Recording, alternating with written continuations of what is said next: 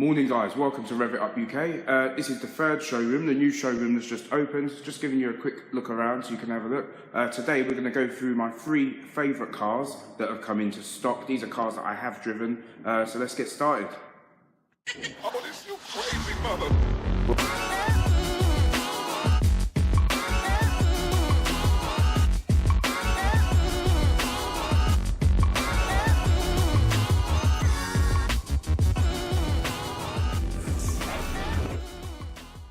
Right guys, the first vehicle that I'm going to pick as my favourite car in at the minute is a Vauxhall Astra GTE. You can see it behind me in red. This car came in over the weekend. They are 280 horsepower standard. I did have to think about that, hence my eyes rolling upwards.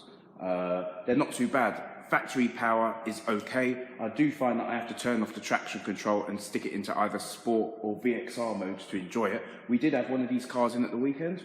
We had a black one turn up for a remap, so we came in, we worked on this vehicle, got that done for him on our open day, our remapping open day that we had on Saturday just gone.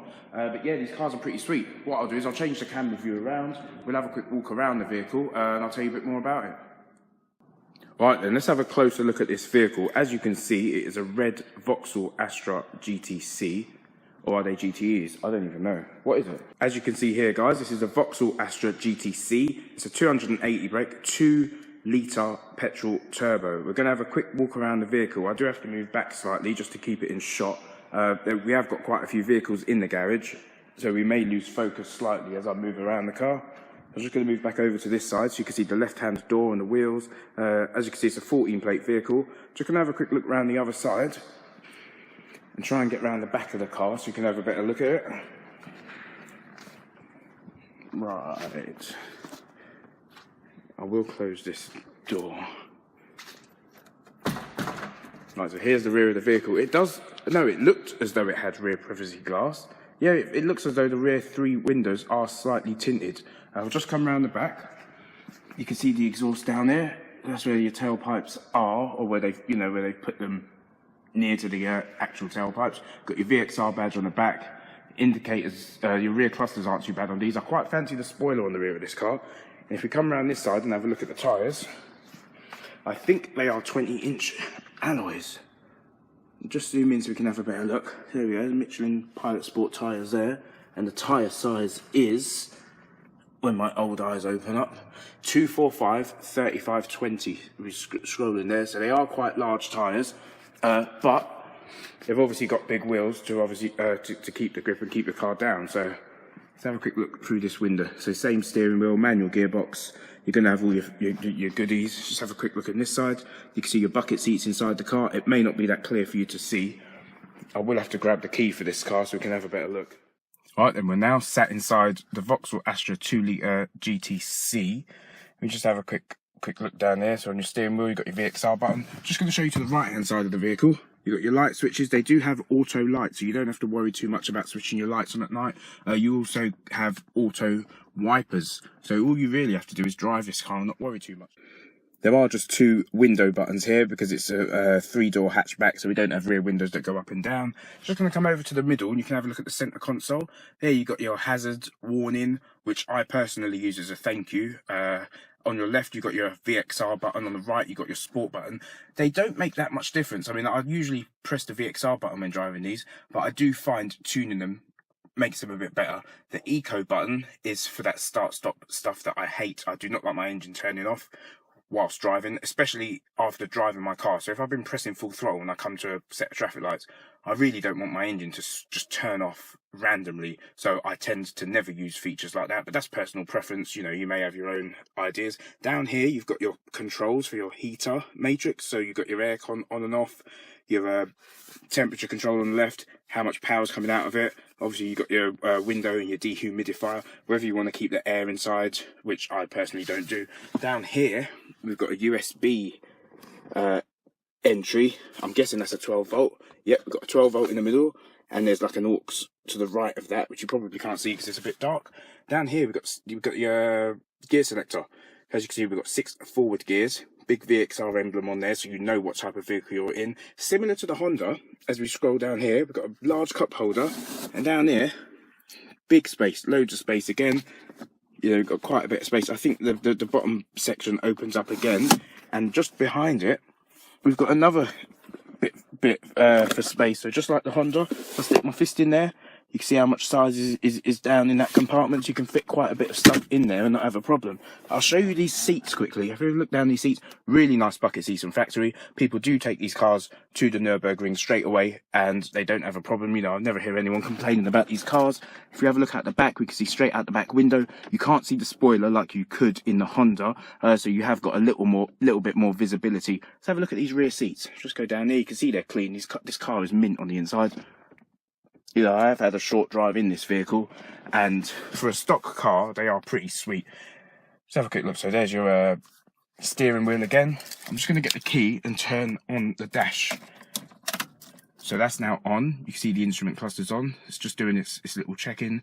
Rain sensor wipers on. That's obviously been switched on from when we last drove it. It does need fuel. As you can see, the temperature gauge is right down the bottom because it is cold. And once you start the car, obviously those lights will go out. Apologies, a stereo just came on. Vauxhalls do tend to do that. If you switch off the stereo, but you turn the ignition back on, the radio or the stereo does come back on. You can see there, you've got your VXR display on there, 2nd of August 2016, it's got the time, so it's all set and ready to go. And that's enough of the interior, I'd say. Oh, underneath your door handles, we've got some little red switches that go with the VXR emblem. I'll just show you over there. See over on that corner, you've got some little red courtesy lights. Have a quick look over here. The aircon is on. I can feel that coming on now. So I will switch the ignition back off because I won't be starting the vehicle on this video. So yeah, let's have another quick look on the outside.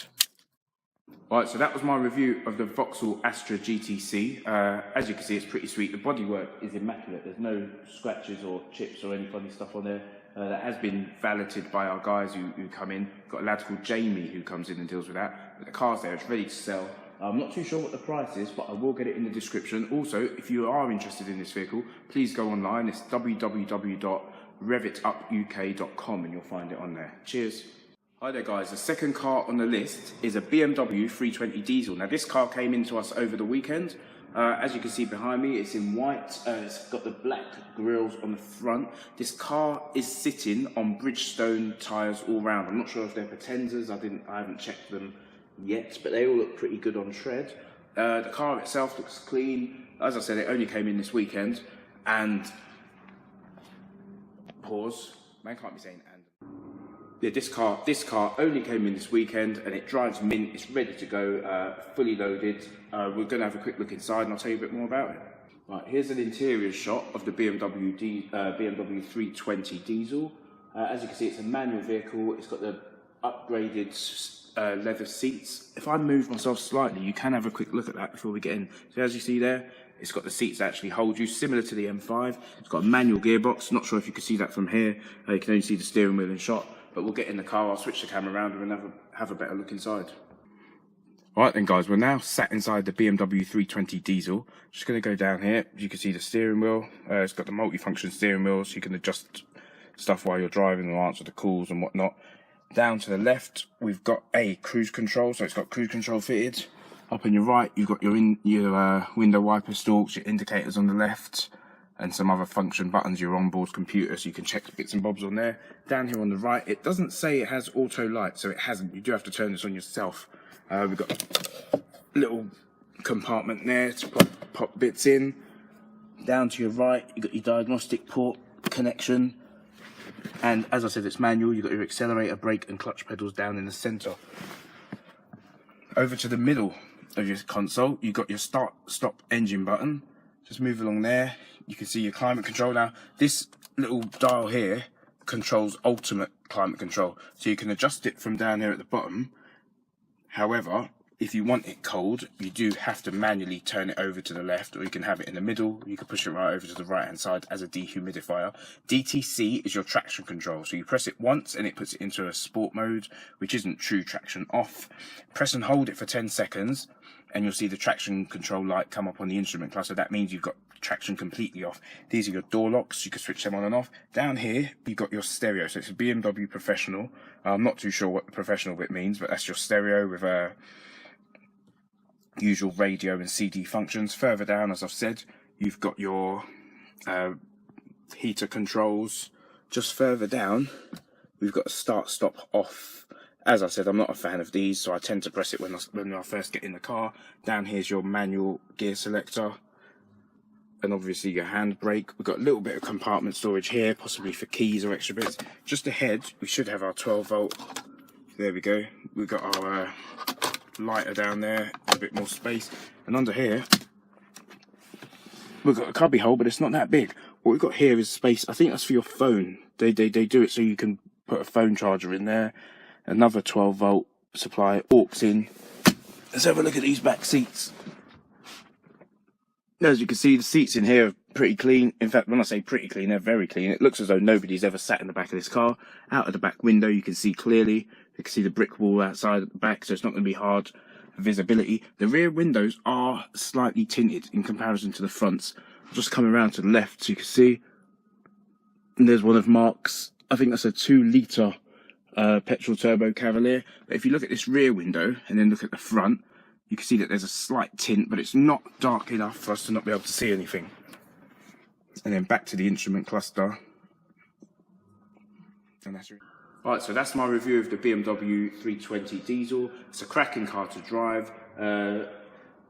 They come with a modern ECU, so they've got a tri-core protected anti-tune ECU. You just have to remove it, open it and connect it on the bench and then do your work, and obviously you can tune them. But for a standard car, I'd say they're pretty fine on power.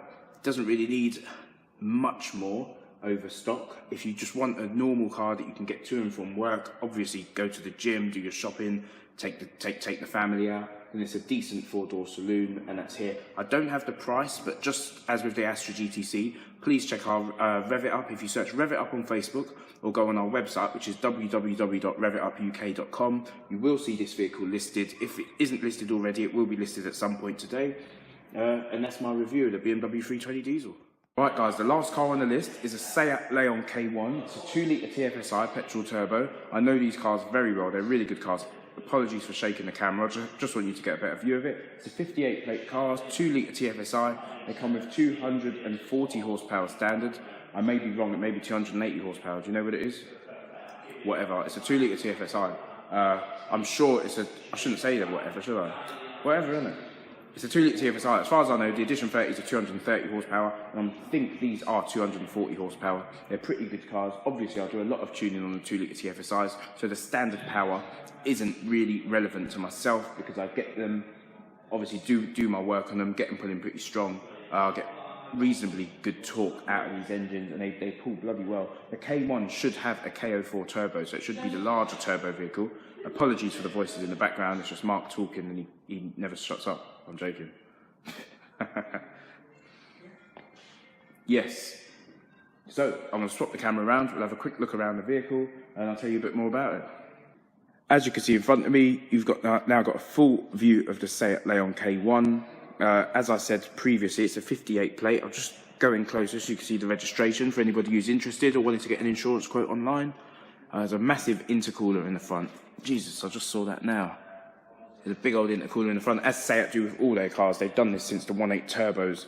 You always get a bit more than VW. You always get a bit more power as well. And their cars do tend to pull slightly different to a Volkswagen. Seat tend to take the cars and go a little bit stronger. On the 1.8 turbos, they gave you, so I'm just trying to get a better view of this car. On the 1.8 turbos, they gave you 225 horsepower front-wheel drive, whereas Audi gave it to you as a 4-wheel drive vehicle. Just have a quick look over the front of this car. I don't have the keys for this one, so I can't tell you too much about it. Of the interior, I'm not sure if you can see, but they've got Cupra written on the seats, and they are cloth sports seats. Got the steering wheel down in the front. I can see the gear selector down there, and that will have 6 forward gears. It's got aircon and all the rest that you'd expect from this car. Traction control button is down in the centre, just near the handbrake. What else is on this car? Just have a look around the back. It is a 4-door model, as you can see, but they blended it in quite well. So to open the vehicle, you just slide your hand in there and pull it forward. Out on the back here, we've got a spoiler. Our Rev-it-up UK sticker, which we stick on all our cars. I'll come around the back, you've got the Seat badge, Cupra, and there's your K1 sticker just on the back, so you know it is the higher end model. I'm going to go around. I quite like the rear bumpers on these. They've styled that quite well, and if you look at the back, you've got the registration plate again, and your centre exhaust pipe. we'll just have another quick look around this car and we'll finish this video because I don't have the keys for this. Unfortunately, I wasn't able to get them for this car.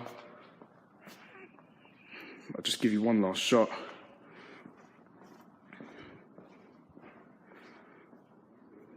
And there you have it. So that's my review of the Seat Leon K1. Just trying to get it in better view behind me so you guys can see it. Apologies for the dodgy camera work. I'm not a cameraman. It's a 2-litre TFSI, 240 brake vehicle. It's now up for sale. I don't have the price in the screen, but as I said, if you could check the website or have a look online, we've got a Facebook page if you search Revitup, or online we've got www.revitupuk.com.